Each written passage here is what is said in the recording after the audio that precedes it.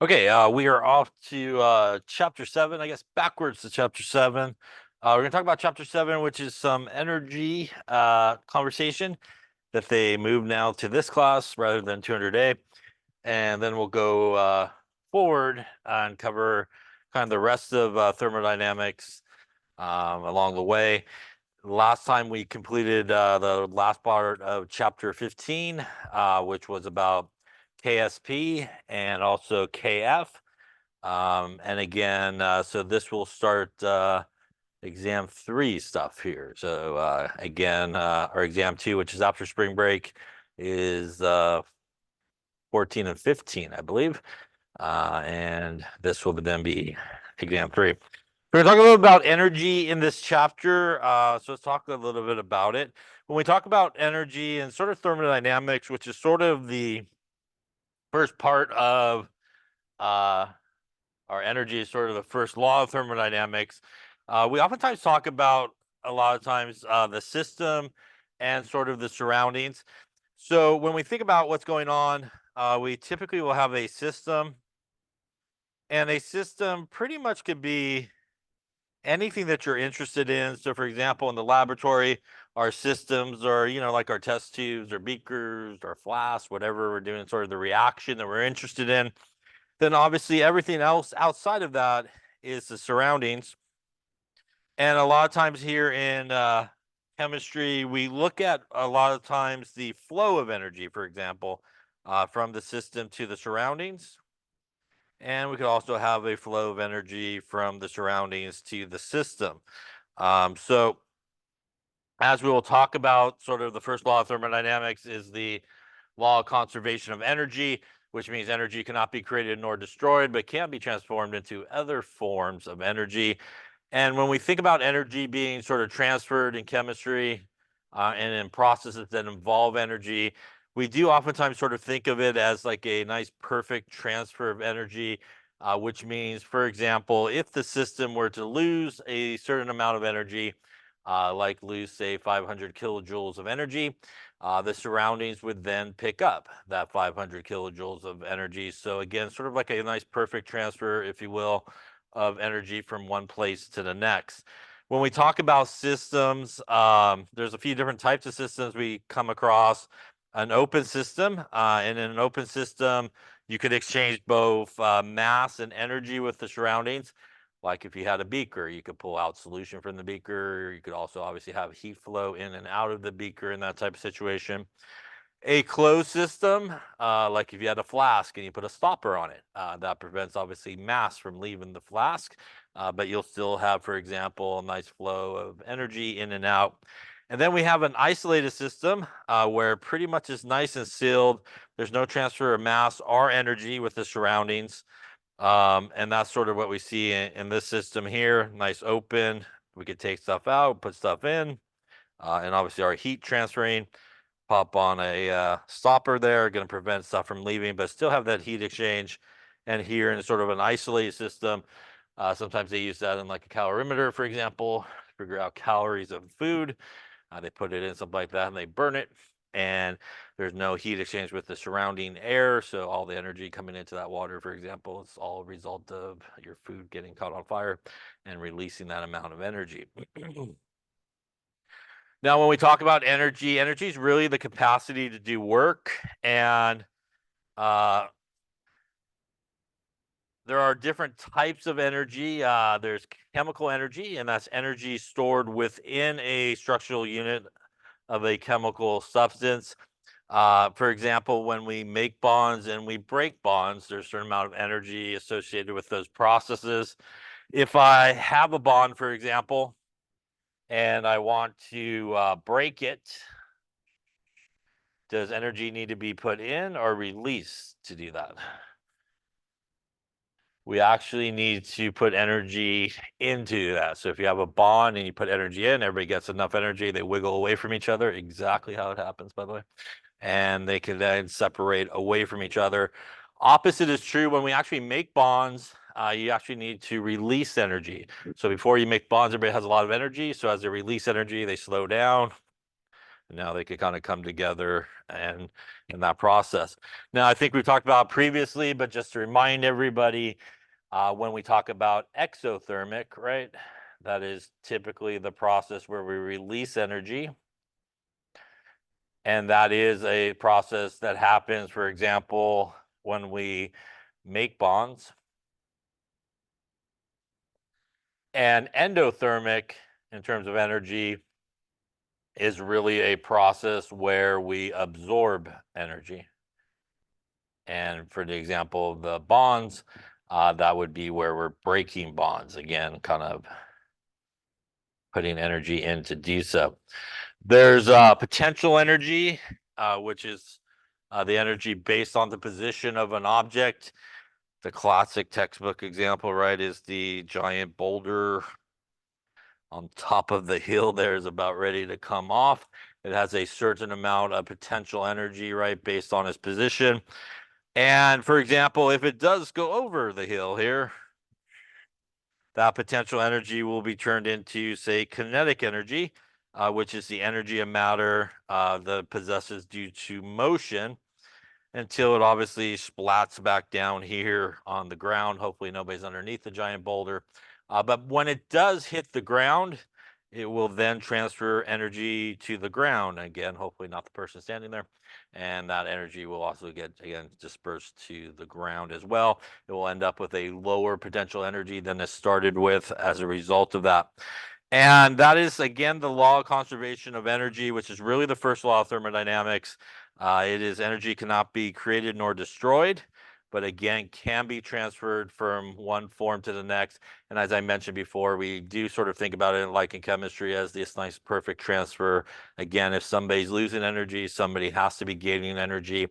As we will talk about and sort of see, it's really the value, for example, in those situations are going to be the same. It's just really the sign of those numbers. One would be positive or negative, depending on the sort of exothermic process for it or an endothermic process. Now, as I mentioned before, thermodynamics is really the study of interconversions of heat and other kinds of energy. And as we'll talk about in the next chapter, when we get more into really thermodynamics, it's really the idea of a lot of times whether or not a reaction is spontaneous. And as we'll talk about when we get there, when we talk about a reaction being spontaneous, sometimes people have a misconception about what spontaneous means. Sometimes people think you hear the word spontaneous, this reaction is spontaneous, you like snap your fingers and it happens really fast. And that's really not what spontaneous means, as we'll talk about when we get there. Spontaneous in terms of thermodynamics really means a very simple definition of, under those conditions, will this reaction take place? And it could take place really fast, it could take place really slow. There's a lot of spontaneous reactions that take place really, really slow. But that's really what spontaneous sort of means. As you might remember for 200A, it is kinetics that deals with the idea of how fast or slow a reaction takes place. Now, when we talk about energy, things like pressure, volume, and temperature, these are what are referred to as state functions.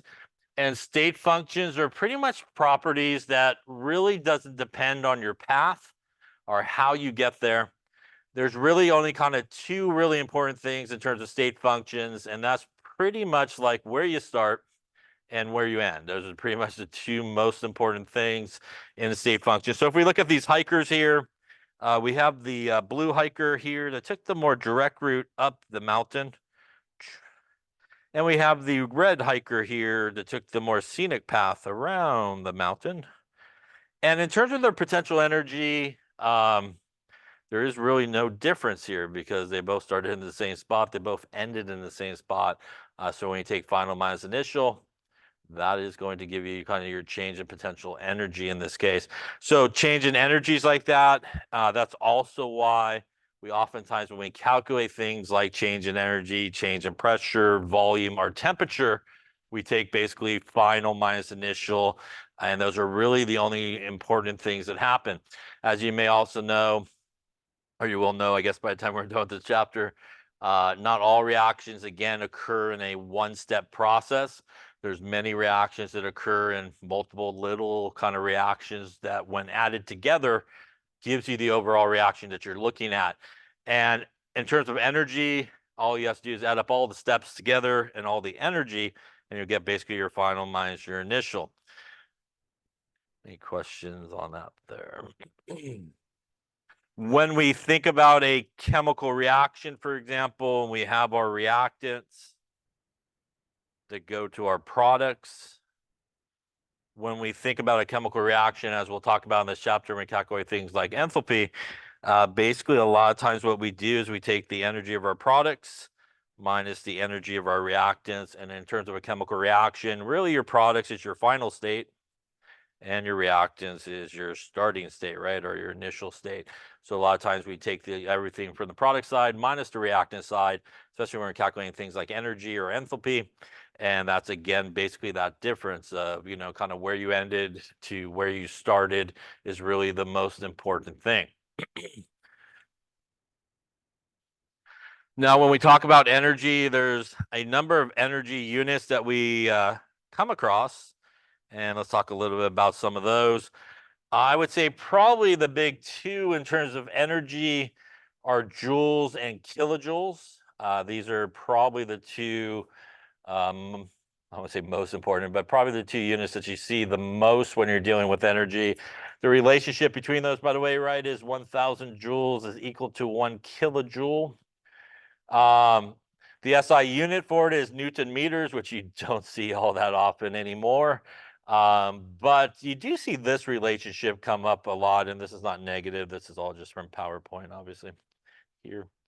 1 joule is equal to a kilogram meter squared second squared. So that relationship does pop up occasionally in some formulas in chemistry. And really, a lot of times, the importance of that is if you have something with mass, you got to get it into kilograms for everything to properly cancel out. Now, in addition to joules and kilojoules, which are very common units of energy, I would say second to that is calories, little c calories, and kilocalories are also very common units of energy that we use in chemistry. And when I say little c calories, that is energy. There is a difference between that and, for dramatic purposes, capital C calories. And a capital C calorie here is a nutritional calorie, and that actually is 1,000 of the little calories are 1 kilocalorie. So a nutritional calorie is, again, 1,000 of kind of the little calories, and again, a kilocalorie as you convert it.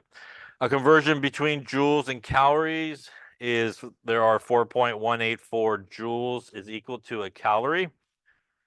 The definition of a calorie is basically the amount of energy needed to raise 1 gram of water by 1 degree Celsius.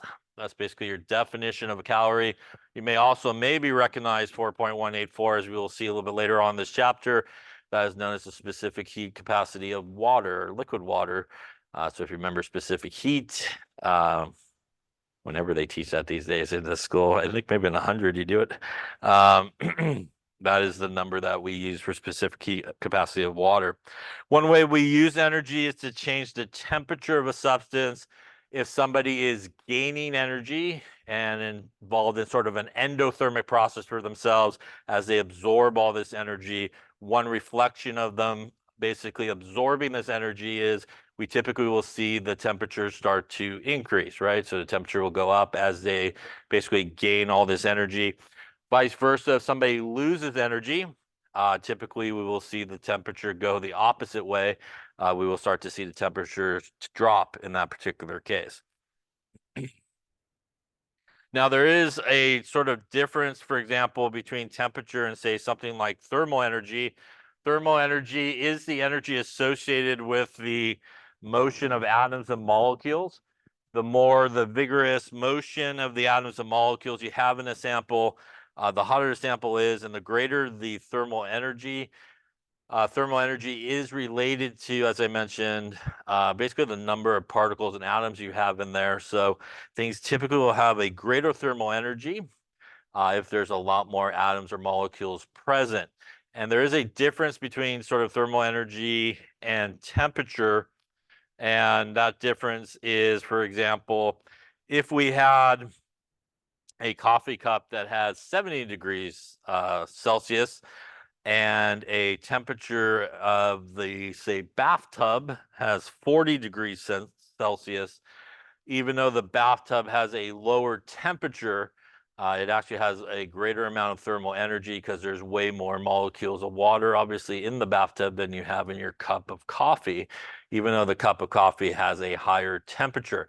The reason the cup of coffee has a higher temperature is there's a lot less water molecules there, right? So a lot less energy is necessary needed to see a greater change in the temperature versus something like a big giant thing of water in a bathtub. It would take a lot more energy just to see a very small change in the temperature.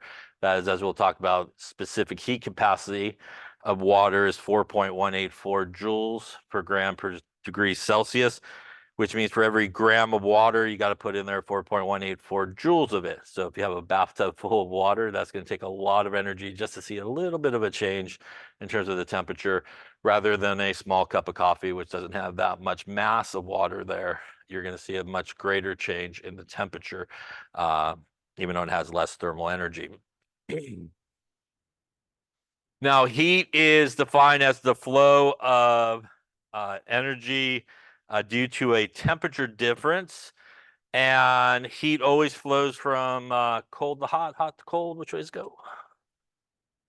Heat goes from hot to cold. Yeah. So the hot guy cools down, the cool guy warms up. And maybe if they're like in a little insulated container, they meet somewhere in between their two temperatures. But the one that is hotter will definitely transfer the energy from kind of hot to colder object, right? Is that flow of heat. As I talked about before, exothermic processes are any processes where heat and energy is released to the surroundings, like striking of a match. As we will talk about here in this chapter, and we will sort of see, there's kind of two values that we sometimes will see that represents energy in reactions or heat. Delta H, which is, as we will see, the change in enthalpy. Or you could have Q, which is heat. And typically speaking, any type of energy value that you calculate that is a exothermic process typically should be a negative value. And if you see a negative value for sort of energy associated with a process, that usually means that it is exothermic.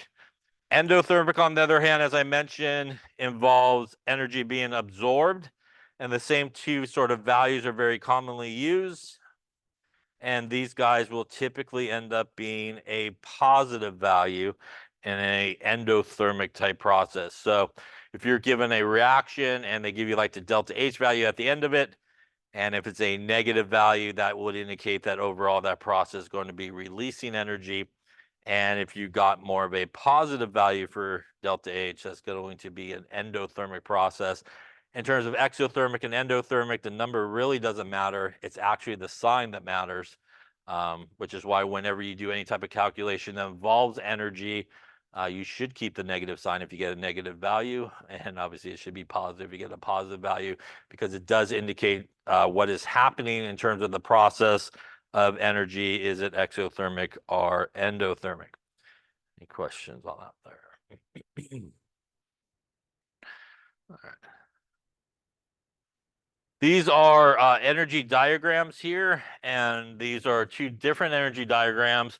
And on the left, there's an exothermic energy diagram. On the right is an endothermic diagram. These are our reactants. These are our products in terms of energy. And basically, as the reaction progresses, we will go up and over this hill to get to the products. And what we see here is this hill, which is basically from where the reactants are to basically the peak of energy in this reaction. That is what is known as the activation energy. That is the E of A, is sometimes abbreviated. The activation energy is the minimum amount of energy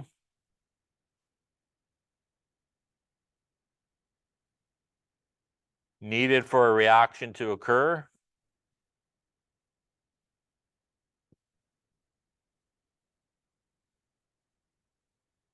Now, when we get to the very top of the hill, this is what is sometimes referred to as a transition state.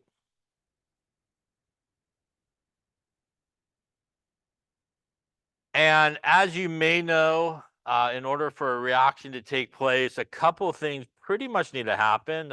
Frankly, you need some type of collision to occur between molecules. So you need some type of collision to occur between molecules.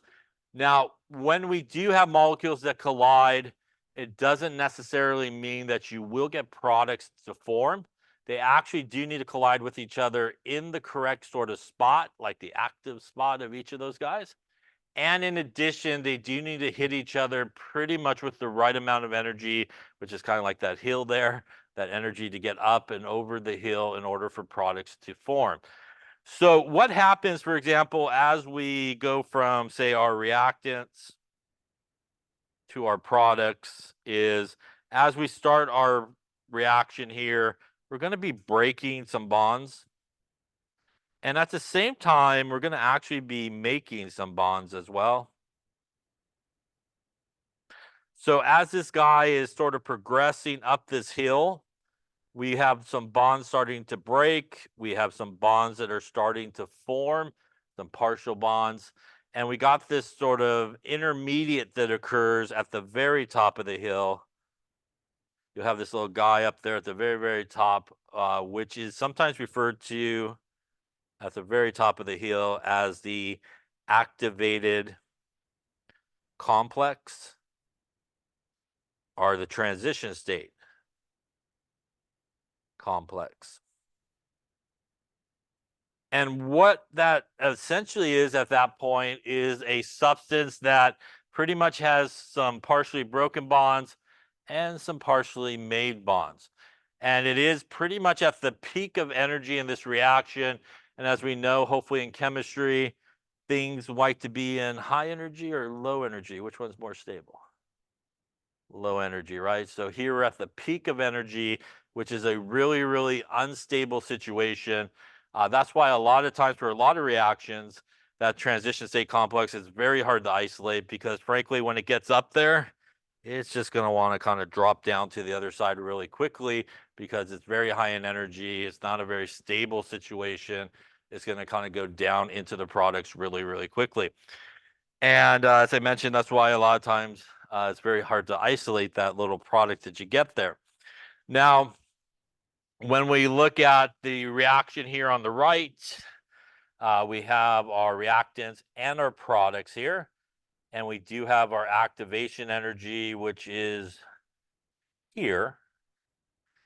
And by the way, we do know that the guy on the right is a endothermic process because our reactants are actually lower in energy than our products, which means in order to get up there, you kind of got to put energy in. And that's opposite of what we see on the exothermic diagram. Over here, we have our reactants are higher in energy than our products, which means that we have to kind of release some energy as a result of that for this reaction to sort of take place. We also see here that the activation energy hill is larger in which one? The endothermic, right? Which makes sense because overall it's got to absorb some energy, right? To kind of help people get up and over the hill. That hill or that activation energy also plays a really big effect in rates of reactions, right? If you have a really big hill that the reactants has to climb to get to the other side, you might have not a great number of molecules that have enough energy to get up and over to the other side. The result of that is maybe that reaction won't go as fast as you would hope. If you have a much smaller activation energy hill, that means that you probably have a greater proportion of molecules that can get up and over that hill, and probably the reaction would proceed a lot faster and be a little bit faster in that sense. When we talk about overall energy of this reaction, it is really the difference between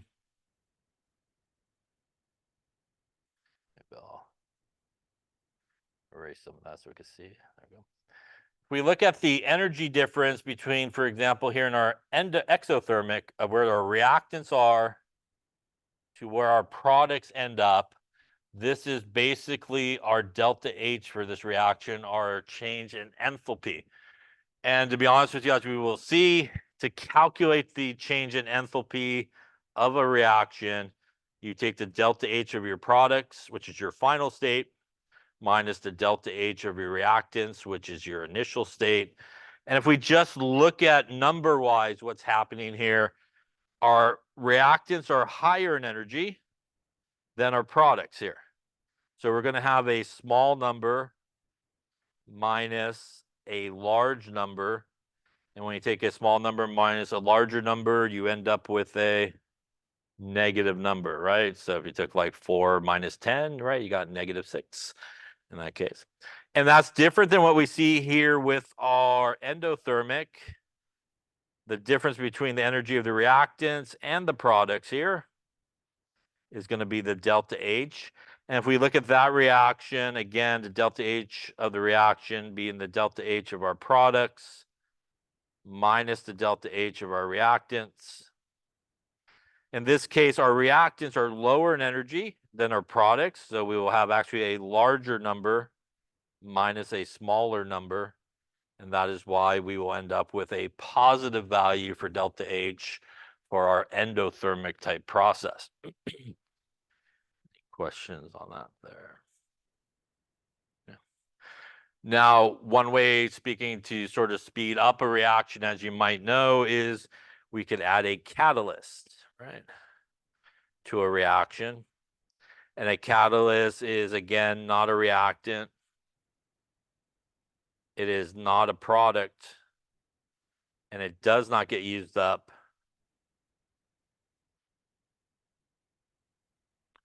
in the reaction. And one of the ways, as you may be familiar with, but if you're not, one of the ways that a catalyst essentially works is it finds an alternative pathway for that reaction to take place. You could kind of think of it as finding a more efficient pathway for that reaction to take place. For example, a lot of catalysts, which you sometimes will see in reactions written on top of the arrow, where you kind of put catalysts like platinum, maybe like an acid catalyst or something like that. Sometimes catalysts will just provide a kind of area which will maybe attract everybody to you. So for example, if you had a reaction where you had a bunch of gas molecules just flying around needing to sort of react with each other, without the presence of the catalyst, they got to kind of just fly around and hopefully bump into each other along the way, you know, for a reaction to take place. But maybe you throw in a solid metal catalyst, and now everybody is kind of attracted towards the catalyst. And what that will essentially do is sort of put everybody really near each other, and it's going to be much more efficient for them to sort of come in contact with each other and sort of start the reaction. It could also help in breaking some of those bonds as well. So ultimately, what a catalyst is able to do is, in order to speed up the reaction, is it can find an alternative pathway for it to take place. And what that does to our sort of energy diagram is, if you do have a catalyst, typically speaking, it will be able to lower that activation energy. So a catalyst can lower the activation energy.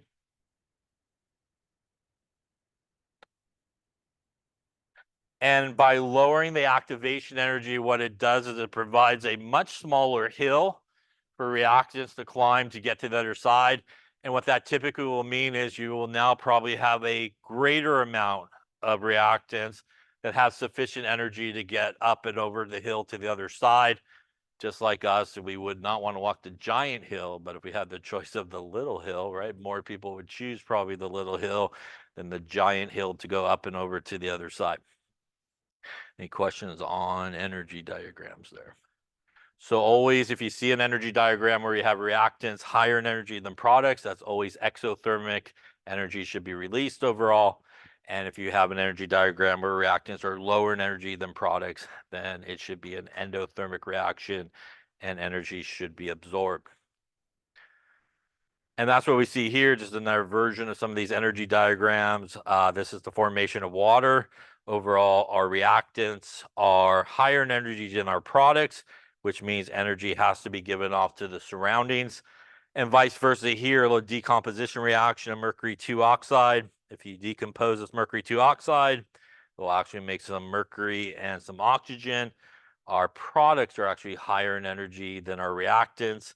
In order to do that, basically overall, we need to absorb some energy coming into that reaction to do that. So as we've talked about here, exothermic and endothermic involves energy and where they are found. And I think we talked about, when we talked about Le Chatelier's principle, we can also sometimes think of exothermic and endothermic in terms of heat and energy as being either a reactant or a product. Not correct in 100%, but that's sort of oftentimes how we think about it. So anything that's sort of a exothermic type of process, we think of heat and energy as being a product here. So like it's being given off or released.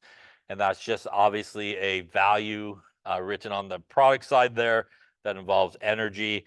Most often, I would say at our level, they usually don't write it in the equation. They will just simply give you a delta H value that will have a negative number, is more often how you will see it. And we oftentimes will think of endothermic reactions in terms of heat and energy as being a reactant, like it's being absorbed. And once again, a lot of times you're just going to get a delta H value, and it is the sign that's really important, positive or negative. So exothermic heat release, considered more like a product, and endothermic heat is absorbed, again, considered more like a reactant. And as we were talking about here, if we had sort of an insulated container here with water, different temperatures, this hot water is moving around a lot more. It's going to be sending its energy over to our cold water. Again, the result of this is we will start to see the cold water get hotter and the hot water get colder. And in this insulated sort of container, they probably will meet again somewhere between the two temperatures as they sort of equilibrate to each other. Like if you had a cold piece of water. No, if you had say colder water, maybe have a cold piece of water. I don't know what you're doing. But you have a room temperature water, I'll just say it that way, I suppose. And you take a hot piece of metal, right, and you toss it in there, right? The hot piece of metal is going to get colder, right? And the water is going to get warmer. It obviously won't reach the temperature of the metal started at, probably, but they both will eventually come and equilibrate basically to the same temperature, right, as they're sitting in the same strip of water or whatever I'm talking about. I don't know. Let's talk a little about enthalpy, which, as I mentioned, is probably the most common way that we look at energy. The change in enthalpy, which is delta H, as I mentioned before, there are a couple of different ways to calculate the change in enthalpy, but most often we basically just take the delta H of all of our products and we subtract it from the delta H of all of our reactants. And as I mentioned previously, that again is sort of our final minus initial sort of state that's happening here. There is typically a table of delta H of formation type values. And these delta H values here is a thermodynamic table that you can usually find in the back of your book, and with a bunch of other thermodynamic values that we will see when we get to the next chapter as well. A couple of cautionary things when you go to that table, or if you have to use that table, you do want to make sure that you obviously look up whatever substance you're looking up, make sure it's the correct substance, but you also want to make sure that you find it in the correct state. So if it's a aqueous, if it's a liquid, solid, gas, you want to make sure that you do find the correct state when you look it up there. I would say in a lot of cases, water is the most common one people screw up on, because there's like liquid and gas and obviously solid version of water in a lot of cases. So people just go to the table and find the first H2O they see. You want to make sure again that it is the proper state as well. When you go to that table, for example, though, you will find delta H values for things in their standard state. So things in their standard state typically will have a delta H value of 0. So that's like anything that's pretty much not combined, just naturally how it comes. So if you have like O2, you want the delta H value for it, it's going to be 0. piece of iron probably will be 0. So anything typically uncombined by itself will have a delta H value of 0. And basically all you do is you add up all the products and you subtract it from all the reactants. But there is another really important thing that you have to do when you're doing this type of calculation. So for example, let's say we have this reaction here, 2A plus 3B. And when we creatively go to 2C, there it is. I know my alphabet maybe. And we go to the delta H table here, which are typically in kilojoules per mole. And if we look up A in the gas state, we'll just call it 20. And we'll look up B in the gas state, we'll call it negative 15. And we'll go C in the gas state, and we'll just make up a number here. I don't know, how about 30? Good. So if we were going to calculate the delta H for this reaction, we would do our products minus our reactants. We also need to make sure that we do take into account the coefficients that we see. So we got to take into account the coefficients in here, like everything else, to make sure we have sort of the right relationship of how many we got going on. So here, if we were going to do it, we would start with our delta H of our reaction. And we're going to take basically our products, which is C, and there is a 2, so we would have to take 2 times the value we find in the table for C, which is 30 kilojoules per mole. And that takes care of all of our products. We then would subtract it, and now we're going to go to our reactant side, and we have 2 A's, so we would go to the table here and find A. We do need to multiply that value by 2. And then we need to add it to our other reactant, which is B in this case. And there's a 3 here. And our B was negative 15 kilojoules per mole. And that will give us our delta H of our reaction. Let's see how I did making up numbers. So 2 times 30 minus 2 times 20 plus 3 times a negative 15. Looks like we end up with 65 kilojoules here as our delta H for this made-up reaction. This made-up reaction is a endothermic or exothermic reaction. It is endothermic because our delta H is positive, yeah? It doesn't really matter about the number, but it is positive. So really important when you do calculate your change in enthalpy this way and you go to that table, in addition to obviously, as I mentioned, making sure you get the correct state of everything, you do also have to take the coefficients into account for the equation to make sure you're calculating and sort of adding up everything that's going on there. Any questions on that there? So why don't we try one here? Here's some delta H of formation. These would be table values. There's our equation.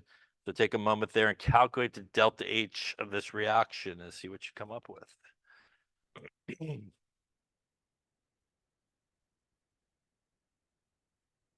Okay, so let's take a look at this and see how we do it.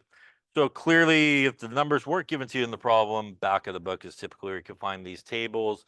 And like I said, they're usually together with a bunch of other sort of thermodynamic type tables. Again, as you can see, we have things in different states, so we want to make sure that we really do look it up in the correct state when you get there. So here we're just going to take our products minus our reactants here. So our delta H of the reaction, delta H of our products minus the delta H of our reactants. Again, we got to remember to take into account the coefficients. So we'll start on our reactant side. We got 2 sodium hydroxides, which from the table is negative 470. And then we're going to add it here to our other product, which is hydrogen. And as I mentioned before, that is in its natural state, which basically has a value of 0 kilojoules. That takes care of all of our products. We will then subtract all of our reactants. And we're going to look up here our sodium, which is also in its natural state. So we'll have a 0. So even though there's 2 of them, it's basically still 0. And we're going to add it to our other reactant, which is water in the liquid state. And there are 2 of them. So we got to take 2 times our minus 286 kilojoules per mole. And that takes care of all of our reactants. So again, basically our products, final state minus our reactants, initial state. And if we do all that good stuff there, 2 times negative 470 minus, looks like 2 times negative 286. Looks like a negative 368 in this case. Kilojoules. This reaction is exothermic or endothermic? It is exothermic, as we got a negative value here for delta H. Any questions on that?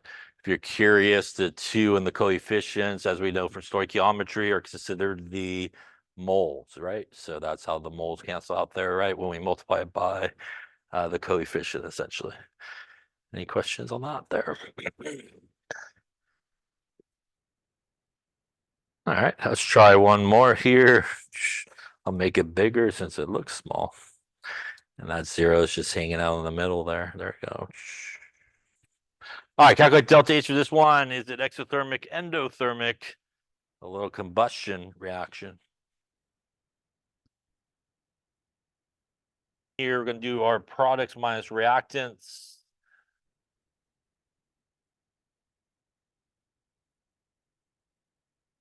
So on our product side here, we got 16 CO, which is excuse me.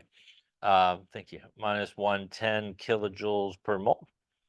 We also have 18 waters. So we're going to take 18 times minus 286 kilojoules per mole. That's going to pretty much take care of our products here. We will then subtract it from our reactants, which is 2 times our octane. And that's going to be minus 208. And once again, even though there's 25 of those guys, oxygen is in a standard state, which means it's 0. So doing all that there, 16 times negative 110 plus 18 times negative 286. I got that. Minus 2 times negative 208. Negative 6492, I think. And once again, this would obviously be exothermic, like we would probably imagine, since this is a combustion reaction. So we would expect probably heat and energy to be given off. Any questions on enthalpy or how to calculate delta H? Again, pretty much if you're asked to calculate the delta H of a reaction and you're just given the equation, go to the table. Products minus reactants is the best way to do it. Questions on that one there? All right. I got the idea on that. So here again, we can see we have our reactants to our products here, lower in energy, negative delta H value, giving us exothermic. Our process of melting ice, which is what that is, to liquid water, is an endothermic process. This number here, which is actually known as, we'll talk maybe a little bit about, that's what's known as the delta H of fusion for liquid water, which is 6.01 kilojoules per mole. That's the amount of energy basically to do nothing more than change ice at 0 degrees Celsius to liquid water at 0 degrees Celsius, or go backwards as well.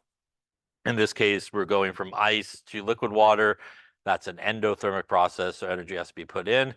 If we were actually going the opposite way, liquid to ice, it would be the same number, just negative. We'd have to release the same amount of energy going in the opposite direction. All right, so why don't you try this one here? Consider a combustion of propane. We have C3H8 and our reaction. This reaction, and it has a delta H value of negative 2221 kilojoules. Assume that all the heat comes from the combustion of propane. We want to calculate the delta H when 0.113 moles of propane is burned. So this is one of the things that you could do with delta H's and equations, is you could actually just come up with conversion factors, kind of like how we do stoichiometry, where you can come up with a mole to mole relationship. We could also come up with sort of a mole to energy relationship. So for example, here, if we took 1 mole of our propane, which is again just the coefficient, we see that we get out negative 2221 kilojoules of energy. You could really do that for anybody in the equation. For every 5 moles of O2, you get out in this equation minus 221 kilojoules of energy. So in this case, what we could actually do is kind of like a stoichiometry problem, but again, just using the energy component of it. And if we have moles, we would go 0.113 moles of propane. And we could use our energy relationship that for every 1 mole of propane, we're going to get negative 2221 kilojoules of energy. And that means that we would expect in this reaction here of 0.113 moles to have about minus 200 and we'll go minus 251 kilojoules of energy released. So 1 whole mole gives us 2000.1 or so of a mole will give us minus 251 kilojoules of energy. By the way, if I were given grams, I would need to convert it into moles first, right? Because this relationship is kind of like stoichiometry, a mole to energy relationship. So you would have to convert it into grams and grams to moles. Any questions on that there? Okay. So that is definitely something that you could do with thermal chemistry type of equations. You could basically add an energy component to it, and you can kind of do it like stoichiometry, again, a mole to energy relationship.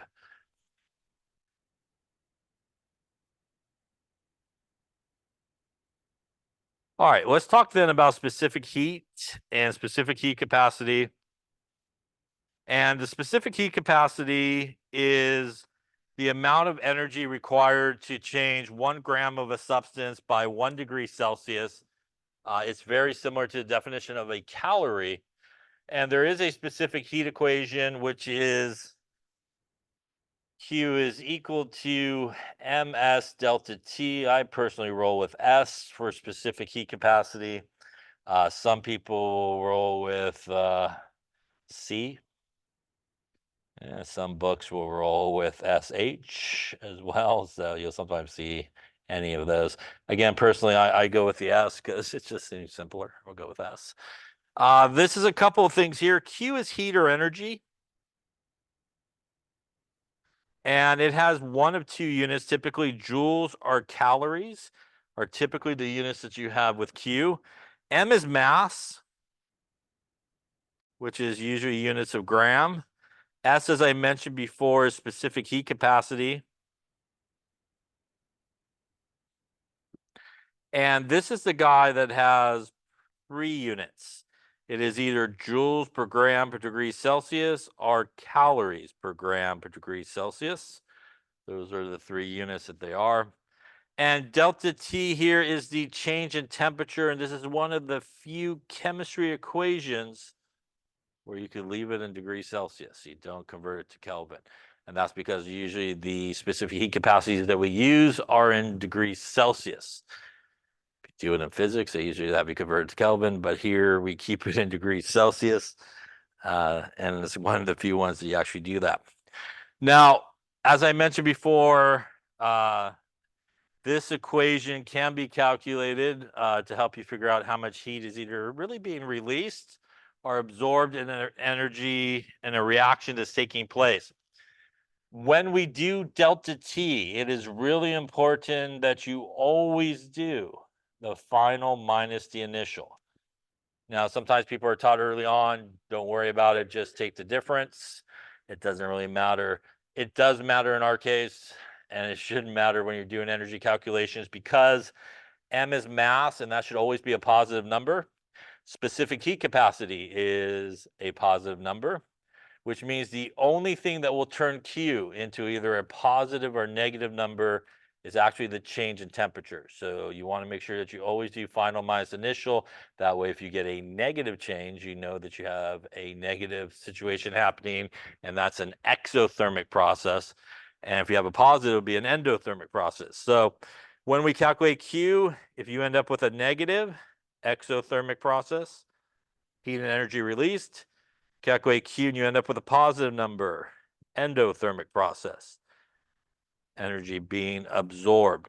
So really important that you do the final minus initial. The specific heat capacity, which is a good number here for liquid water, is 4.184 joules per gram per degree Celsius, or 1 calorie per gram per degree Celsius. If you remember, that is our conversion between those two. That is that 4.184 number that we saw earlier that we use to convert between calories and joules in this case. Should also be noted that that is for liquid water. And if you're not dealing with liquid water, if you're dealing with ice, which is solid water, or if you're dealing with steam, which is gas version of water, they will actually have a different specific heat capacity. For example, those guys are about 2 joules per gram per degree Celsius. So you want to, again, much like the delta H sort of table, there is a table of specific heat capacities, and you want to make sure that you look it up for the correct state. Again, here, water is a very common one that people screw up on.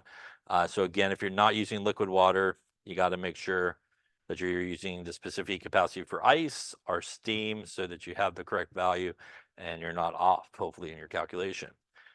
Speaking of a table, here is a table, some specific heat capacities, and as you can see there are ice and steam, about 2, and obviously some other specific heat capacities. If I have a large specific heat capacity, does it take more or less energy to change the temperature of it?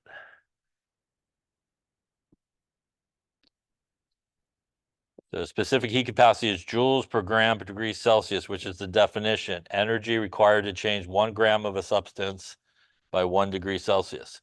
If I have a large specific heat capacity, it takes more energy to change the temperature by 1 degree Celsius, right? If I have a small specific heat capacity, it takes less energy to see a temperature change. That is also why, again, as we were talking about the coffee cup and the body of water, right, in our bathtub, a lot more water molecules means you need a lot more energy to see that change occur than you do with the cup of water in terms of the temperature. That is also why people get a little concerned when the ocean water, right, goes up by a little bit of a degree of its temperature.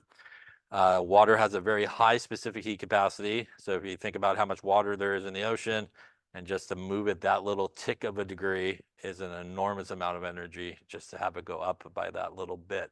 And that's why obviously people get concerned when that goes up in that sort of situation. All right. Let's try one here. Determine the amount of energy as heat that's required to raise the temperature of 10 grams of a substance of aluminum. Specific heat capacity 0.89 joules per gram per degree Celsius from 25 to 58. Let's do it in joules and calories. Okay, let's take a look. We got our specific heat equation here. And obviously we have, we're looking for Q. We have our mass, which is 10 grams. We do have a specific heat capacity given to us as 0.89 joules per gram per degree Celsius. We have our initial temperature here, 25 degrees Celsius, and our final temperature of 58. Popping it into our equation, which is everything we need. We're going to go 10 grams, or 0.89 joules per gram per degree Celsius. Remember, we're going to take our final temperature here, which is 58, minus our initial in this case. And that will get us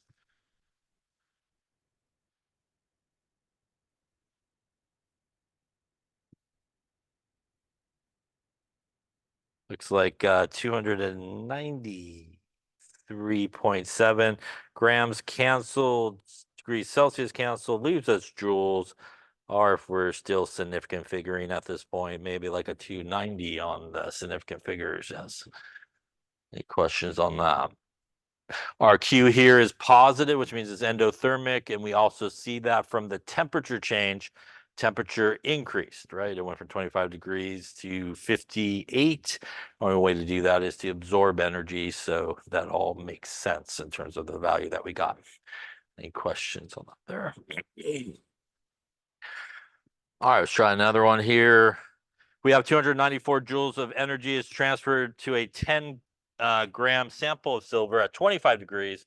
What will be the final temperature if the specific heat capacity of silver is 0.24 joules per gram per degree Celsius? Okay, so let's take a look. We got our Q is equal to ms delta T here. We have our Q given to us of 294 joules. We have our mass of 10 grams. We have our initial temperature here, 25. And we're looking for our final temperature. And we do have the specific heat capacity of 0.24 joules per gram per degree Celsius. So in this case, we could solve for delta T by taking these guys and dividing it over to the other side. Delta T, which would be the change in temperature, is equal to QMS. Our Q 294 joules, our mass 10 grams, and our specific heat capacity 0.24 joules per gram per degree Celsius. Joules will cancel, grams will cancel. When we divide, the Celsius will come to the top, and 294 divided by 10 and divided by 0.24. Got, so let's say 122.5 degrees Celsius. Now remember, this is not the answer, but that is the change in temperature that's occurring. Remember that the change in temperature is our final temperature minus our initial. So basically we got 122.5 degrees Celsius equals the final temperature of what we're looking for. And our initial temperature was 25 degrees Celsius, which means we're going to add that to the other side there. And that will hit us I call it a 147.5 degrees Celsius is our final temperature. And maybe we call it a 148 on around there. Any questions on that there? Makes sense. It is endothermic here is 294, which means we should expect the temperature to go up, right? And it went from 25 obviously to a $1.48 there, which seems like a lot. Any questions on that there? All right, well,